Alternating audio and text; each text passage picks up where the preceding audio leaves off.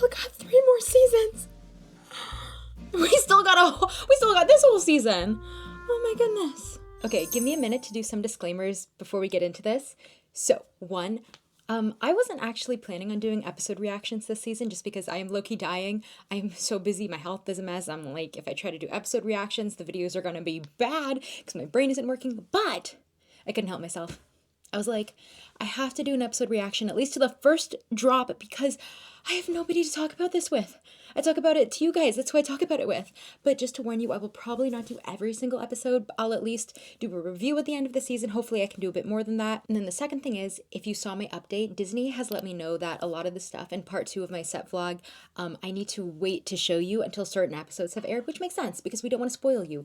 But because my first vlog was like super short because I cut it down to avoid showing you stuff we weren't allowed to show, I don't really want to do the same with part 2. I'd rather just keep all the videos in. So I will not be able to post that video until like the end of the season, but I'll be posting more short videos from the set visit in the meantime. And since I already watched the first episode at the premiere, rather than do a reaction to it, I will just give you a thought/review session, and then we can jump into watching episode 2, which I'm even more excited about. So if I were to graph episode 1, it would look like this. It would be like a exponential curve. What I mean by that is that we knew it was going to start slow. That is the nature of the first chapter in a series of books. You have to exposition dump because you can't be sure people are coming into 2 having read, or in this case watched 1. I was not surprised when they kind of skipped over the school scenes and Tyson's reveal. There's limited time, we gotta cut stuff. Plus, I think Sally taking Tyson home from the shelter was very sweet and in character, because why did they let that child live in a cardboard box in the book in retrospect? They were like, yeah, Sally tried social services a couple times, no one answered, so back into the box this 13-year-old child goes. Like, in retrospect, this makes a lot more sense. And also, sue me, I think it makes more sense that Sally and Percy would see through the mist and would see Tyson as a Cyclops right away. And then we are very much rewarded for, like, the quick exposition dump and the glossing over in the beginning, because it gives us so much more time in the episode for the heart. The emotion between Percy and Annabeth, Tyson and Percy, it was so beautifully done. And you know, okay, Percy played dodgeball with giants on the way to Camp Half-Blood, just not at school. Chapter title still worked. And having that be a distraction so we can see Luke actually poison the tree, which sets up the season's narrative perfectly. Flawless, no notes, well executed writing. I really enjoyed it. On a second note, Tyson is perfect. He is perfect. No notes. If you watched my reading vlog, you'll know that I loved Tyson right away. And this might be a dangerous thing to say, but just based on that episode, I think I might like show Tyson more than book Tyson. I think Daniel, who plays Tyson, gave him this very like deep sense of sadness and loneliness and like a yearn to belonging that really touched me in a way that it didn't in like right at the beginning of the books. And that's my favorite thing about this show, this adaptation, is that for me it continually brings out this additional depth, it brings out this nuance. And the other thing I will say is that the episode felt like much more cinematic. It felt like watching a movie, which I said in my premiere vlog. The production value, the directing, the editing, the music, the cinematography, it felt really elevated from season 1. I already knew season 2 was going to be good based on everything I saw on my set visit. And I just know that it's just going to keep getting better and better and better this season. I talked to one of the producers at the premiere, and she said that episode 1 and 2 are kind of meant to be watched back to back, so I'm really excited to get into episode 2. Let's go ahead and watch it together. Oh my goodness, the chariot set.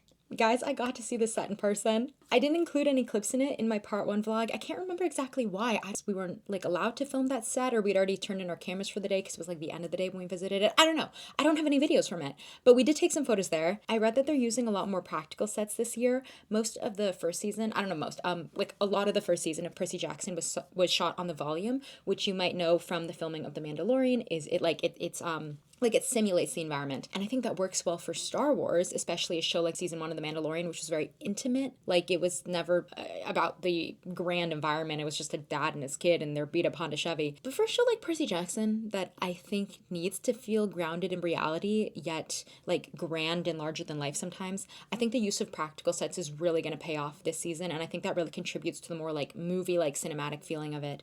Trust me. Percy? Annabeth, getting in trouble is like breathing for me. Getting in trouble is like breathing for me. That is the most Percy line of Percy lines.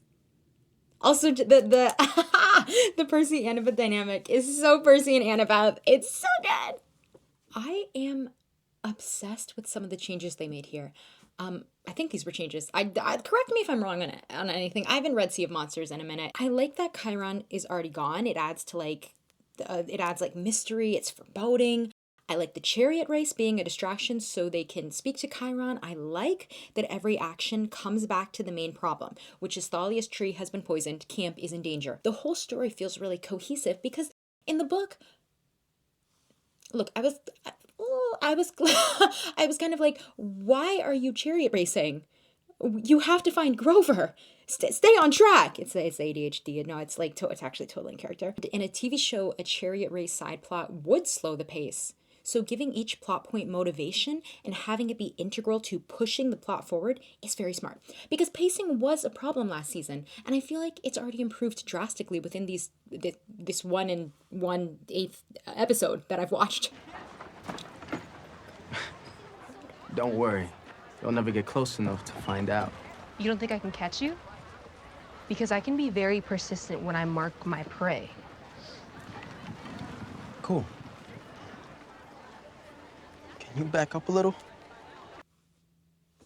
Clarice was never one of my favorite characters in the book. Clarice, as a character in the show, I have a very different feeling toward. The way Dior plays her is just with so much depth, and there's just like especially here, like there's this vulnerability that's simmering below the surface, and I know these were aspects of Clarice's character in the book, and I did really connect with Clarice in the book and like empathize with her, especially when it came to the way Ares treated her, but I just don't feel she had the depth to the level that she is allowed to have in the show, just because we didn't spend that much time with her in the books. I really liked, I can't remember, was it the Demigod Diaries or the Demigod Files? There's like a little Percy and Clarice sort of like bonding story, and I really liked that. I wish that had been like in the main series. But just like in the show, in this moment alone, I can really see how Clarice's toughness and her bravado is like a shield and how vulnerable she is on the inside. And that is a complexity that Dior plays so well, especially having had the pleasure of like meeting Dior in person. She is like the sweetest. She's just like such a kind young woman. Oh my god.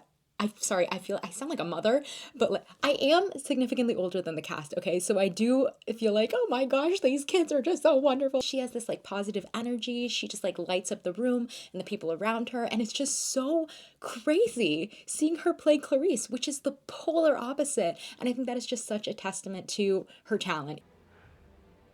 The great prophecy is known to a select few.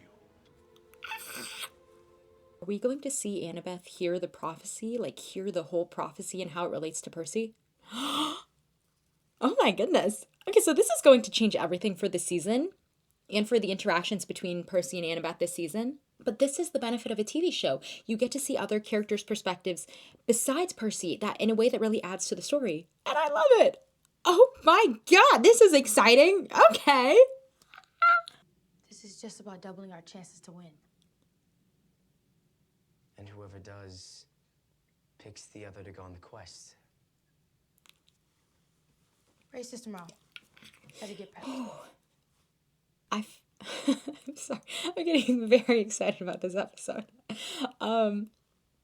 Again, I love that every single thing that is happening, gosh, my brain's not working. I'm so sorry. Every single plot point they kind of added to the story has motivation behind it that is relevant to the overarching story being told. Giving them a motivation as to why they need to win the chariot race and how it relates back to the quest. The writing is so tight. It's so good. But also the tension being that Annabeth now knows the prophecy and can't tell Percy, and not just that, you know, like Annabeth has beef with Tyson.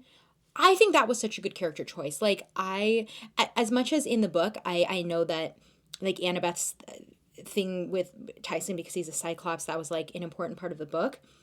I just feel like choosing to focus on the tension between them because of the prophecy is a really good character choice. I think it adds so much emotion and character building, and it just adds to, like I said, the overarching story not being told not just in this season, but for the entire show. I really like it. You met Dad before, right? When can I? Tyson!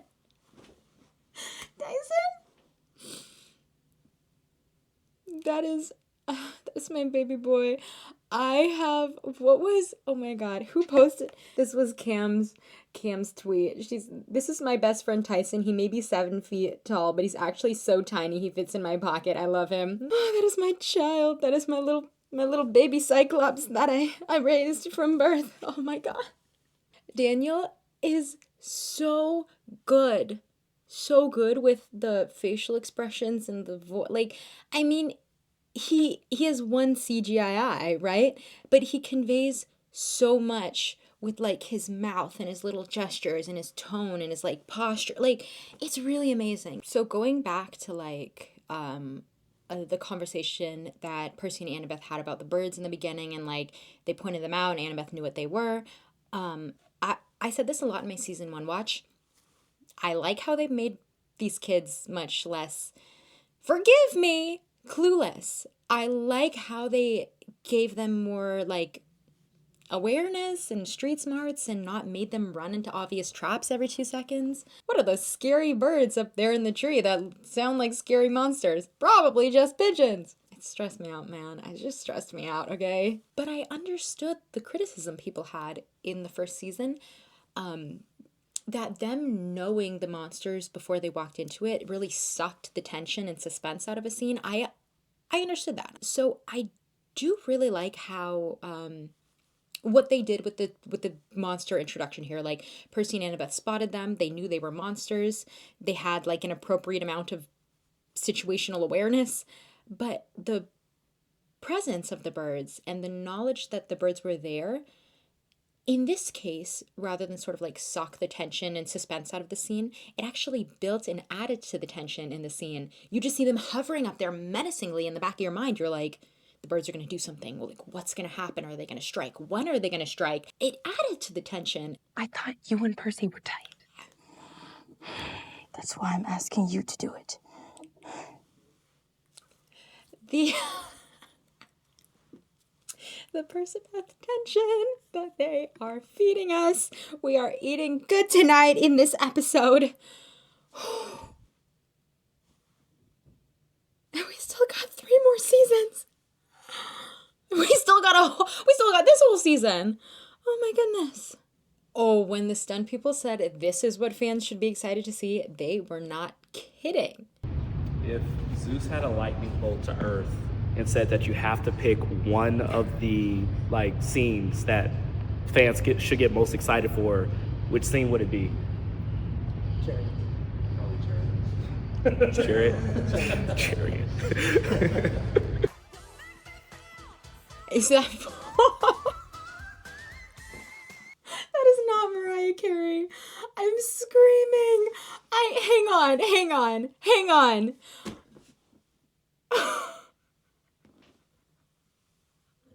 Stop. Oh my God, that is so funny. The humor. This is Percy Jackson book humor right here, executed perfectly. Because this episode is just so elevated and it's mature and it's dramatic. But they also have nailed, and I mean nailed, translating the exact humor from the book into show format. I think that was something they did struggle with a little bit in season 1, but it has been executed so good here. I don't really know how to describe it, but there's a very specific style of humor that they use in the books that it is difficult to translate to show format. I wish I had the words to describe what I'm trying to say. I guess, no, because you know what, I think I've said this before. The humor in Percy Jackson a lot of the time is situational. It's the contrast between these big, terrifying, epic things happening, the big, epic premise, and then there's, Poseidon in his flip-flops. There's then Grover in his wedding dress. It's the contrast between the two that's funny. And that is the humor they nailed here. It is a big, epic chariot race. Stakes are high, tension is high, monsters are attacking, and then they pull out, what? Mariah Carey's whistle notes. It's the Guardians of the Galaxy type humor, which came from the element of surprise, right? The contrast, a very serious Marvel movie with the villain monologuing and it's terrifying, and the last thing you expect is that Peter Quill starts doing a dance-off. I don't think people realize how hard it is to nail that humor on screen, not only because it requires these big shifts in tone, but it requires the actors to be 100% grounded and real while still pulling off these ridiculous premises. It's not easy. So they did this moment from the book so well. I hope there is more of these book moments that are like executed like this. It was great.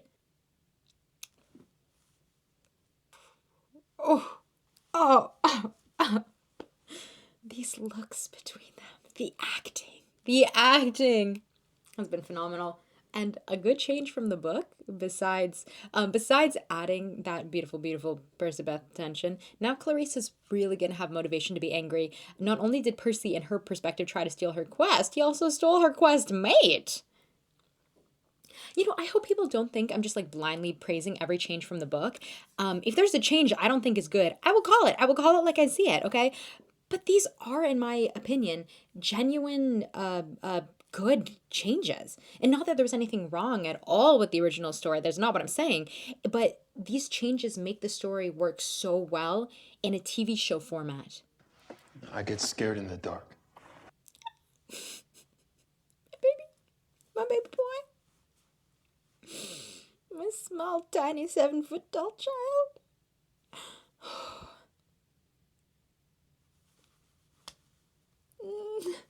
The wedding dress! The wedding dress, and Percy's wearing it! Okay, switch up. Don't ask. Alright, Grover, I gotta ask. That is the Percy Grover dynamic right there. Beautiful. If you saw my Instagram or TikTok video, I did try on the wedding dress. And it was amazing. But what I want to say about that is the amount of thought that goes into one singular costume is insane. So the costume designer told us how she looked at the treasures in the cave and was like, okay, maybe the wedding dress came from a shipwreck. And then she started thinking about fabric. And she's like, okay, how worn down will it be? Will it be waterlogged? Will it be stained? And she didn't want it to be like anyone to be able to associate it with a particular time period, but she wanted it to still be like unique and singular. She thought about like the lighting in the cave and using materials that might reflect like the shine of the light of the cave a little. There's just so much thought that goes into every single thing you see on screen. Never when I read that scene about the wedding dress for the first time did I think that one day I would be on the Percy Jackson set trying on the wedding dress. It's mine. It blows my mind. I said it. I said it in the vlog, but I'm very grateful to like all of you who watch the videos and allow me to like have these experiences that I can share with you. It's I'm very, very grateful for all of you.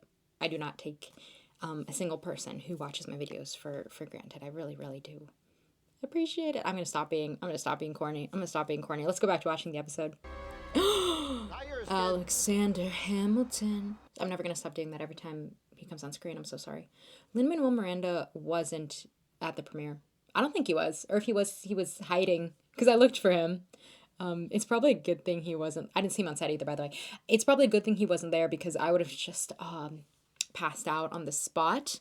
Like, I wouldn't have even been able to make eye contact with him from, like, across the room. I would have just walked around the whole time like this. Like, don't look Mr. Miranda in the eye. You know what? Oh, God. Rick Riordan was there. And me and Cam looked and laughed around for him. We must have kept missing him. Because I had other friends that talked to him. But we must have missed him. I did see him at, like, a distance on the carpet. But I just never ran into him at the after party. I don't know if I would have been, like, too shy to bother him either. Like, even if I saw him. I don't know. But, someday, maybe I'll meet him. What happens in Vegas is the reason for half the kids in Hermes' cabin.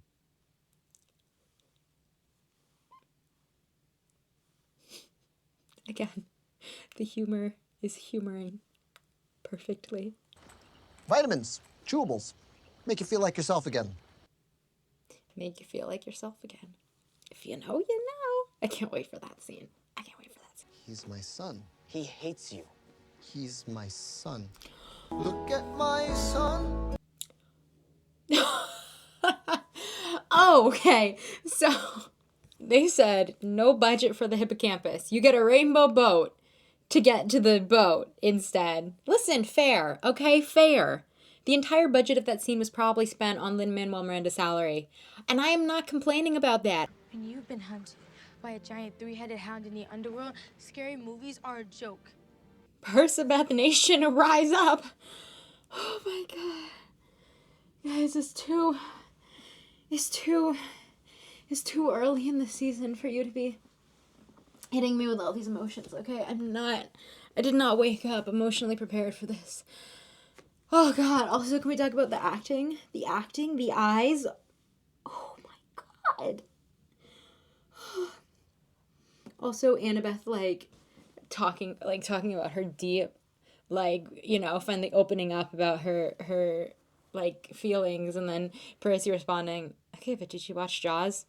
Flawless characterization. Flawless. Oh god. That was so good. That was so good. That was so good. Hang on. I know, hold on. Hang on. I always felt like the trauma these characters go through was kind of not glossed over. It just wasn't really talked about. And I don't think that's a bad thing.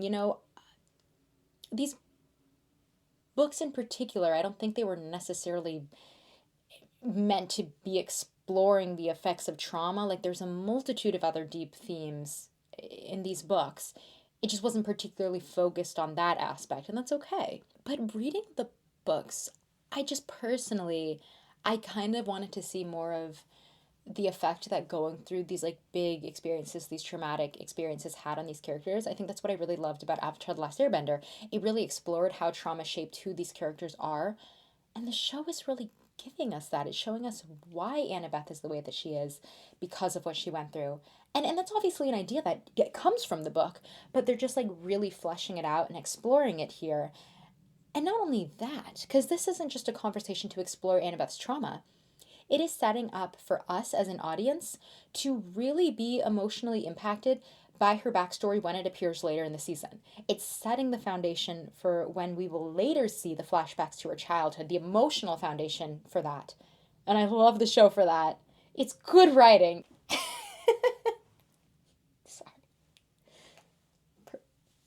Sorry. Hang on.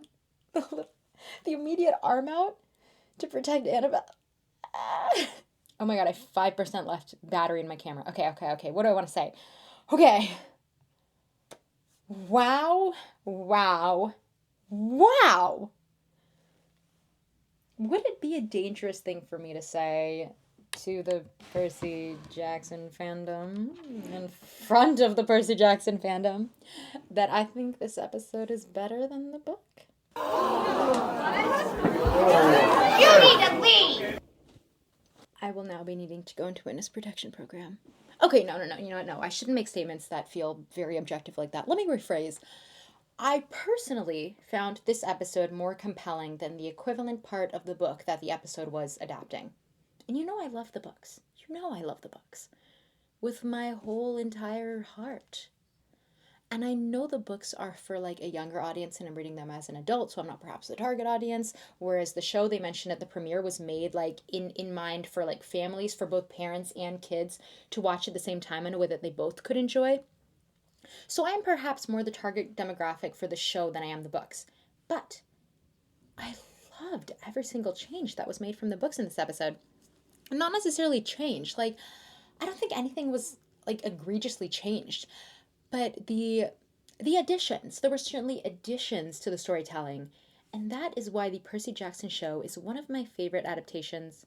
Second to Lord of the Rings, of course, but nothing is ever going to be Lord of the Rings as an adaptation. I said this when I watched the first season. Again, I might have a different perspective because I read the books recently, so I'm not as attached to the plot as it happening exactly as it happens in the books. But I really truly do feel that Rick Riordan is using the show as an opportunity to make positive changes to the story, looking back on it in retrospect with the experience and knowledge that he has now as a writer. And that is really something incredible. And I think that is something that is extremely unique about this adaptation. Normally, authors are not very involved in adaptations, which is to the detriment of the adaptation. I don't know if I can name another adaptation that is actually the author themselves going back and making improvements to their own work. that is absolutely my favorite thing about the Percy Jackson show. I think that is so cool. The only like similar thing I can think of is Stephanie Meyer writing Midnight Sun, which is her basically rewriting Twilight, right, just from Edward's perspective. Um, but by writing that, she really improved on the Twilight book, and she improved on the portrayals of the characters and the choices that made were. You can watch the video I made about Midnight Sun if you want to hear more about that. But it's funny, I actually saw Stephanie Meyer in an interview say that she wishes she could go back and rewrite Twilight because she feels like she's improved as an author, and that she would make different choices now than she made when she wrote it, and she would write it better. And I think that's like a little bit of what Rick Riordan is doing here, and I just feel so lucky that it's like we get the Percy Jackson books, which have my whole heart, and then we get another version of Percy Jackson that is like Rick Riordan making choices with more years of experience and knowledge as a storyteller behind him.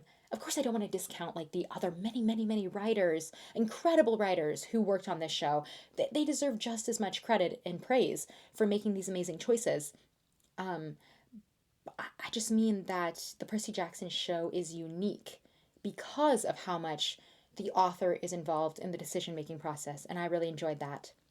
If you're watching this and you haven't seen the episodes for season 2 yet, and you're someone who maybe didn't enjoy season 1 as much as you would have liked, give season 2 a chance. Give it a chance. I enjoyed season 1. I loved it a lot, but like I said, I did understand the criticisms that a lot of fans had. In my opinion, all the critiques I saw about season 1 were, at least in these 2 episodes, so improved or even fixed in these episodes. Of course, these are just the first 2 episodes. Maybe the rest of the season is going to be like terrible and I've overhyped everyone. But I truly don't think that's the case. I think the rest of the season is going to be just as amazing or even better, solely because of all the stuff I saw on set. I think the rest of the season is going to be very, very exciting, and I am just so excited to see it and for you to see it. I think this season is really going to be something special. Well, shout out to my camera for dying literally like 20 seconds before I was going to finish the video. I was just going to say thank you for letting me talk at you for like half an hour. Now please talk to me. Please talk to me. Tell me if you agreed, if you disagreed, what you liked about these episodes, what you, maybe if you didn't like something, let me know. If you're looking forward to the rest of the season, like, tell me everything. Oh gosh, I'm really excited to hear what you think, and thank you so much for watching, and yeah, wow, what an episode, guys. What an episode. I'm so excited for the rest of the season.